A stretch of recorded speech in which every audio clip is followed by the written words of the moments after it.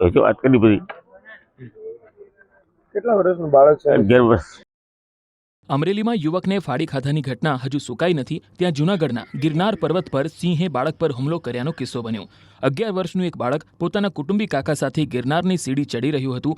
આ દરમિયાન અંધારામાંથી અચાનક સિંહ આવી ચડ્યો અને બાળકને ખેંચીને જંગલ તરફ ભાગ્યો। આ ઘટના અંગેની જાણ થતાં જ વન વિભાગ સહિત અન્ય લોકો પણ ઘટના સ્થળે દોડી આવ્યા અને તપાસ આદરી હતી। જો કે સમગ્ર તપાસ દરમિયાન આખરે બાળકના બૂટ, કપડાં અને શરીરના અન્ય અવશેષો મળી આવ્યા હતા।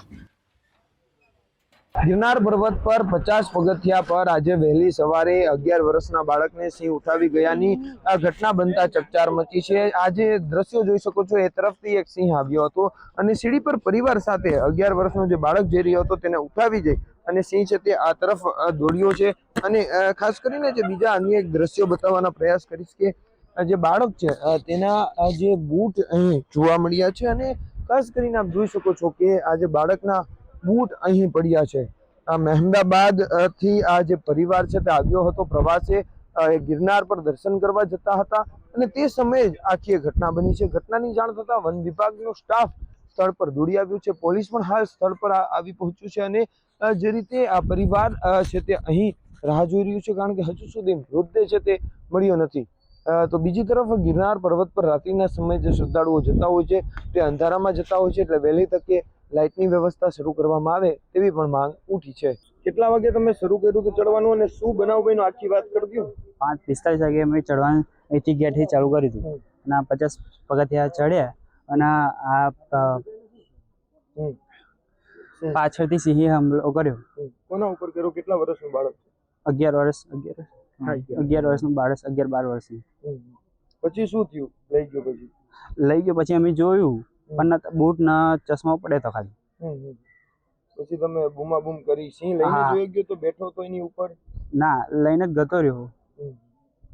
શું થવું જોઈએ અહીંયા? ખરેખર સ્ટાફ હોવો જોઈએ, સ્ટાફના લાઇટની અને ચારની સગવડ હોવી જોઈએ। આખી વારમાં એવું થયું ને કે આ ભાઈ અમારે જોડે રહ્યો, બરાબર, હું તો જોડે નતો। પછી આવ્યો ભાઈ, વાત કરી, ગભરાઈ ગયેલો ભાઈ, પછી મને તાત્કાલિક ફોન કરી હું આવી ગયો। પછી એ ભાઈ મને અહીંયા જોયું તો બી ગભરાયેલા હતા, બરાબર। હજુ વાત કરી બધી કેટલા વર્ષનું બાળક છે? 11 વર્ષ।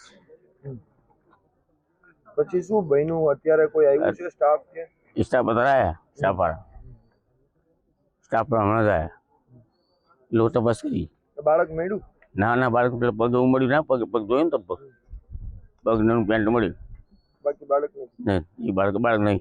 એટલે અમને એવી જાણકારી મળી, અમે ઉપર જવાના હતા દાતાત્રેય ભગવાનના મંદિર દર્શન કરવા માટે। વચમાંથી અમને એવું મતલબ અમને જાણવા મળ્યું હવે તમે પાછા જાઓ, હમણાં બધું ત્યાં ઉપર બંધ છે। શું કામે બંધ છે? શું ઘટના બની છે? ઘટના એવી બની હતી કે આજે કંઈક સવારના 5-1 વાગે 11-12 વર્ષના નાના છોકરાને સિંહ ઉપાડીને લઈ ગયો છે। એનું મુદ્દામાલમાં ખાલી એનો હાથ જ જોવા મળ્યો છે, બીજું કાંઈ એનું જોવા મળ્યું નથી।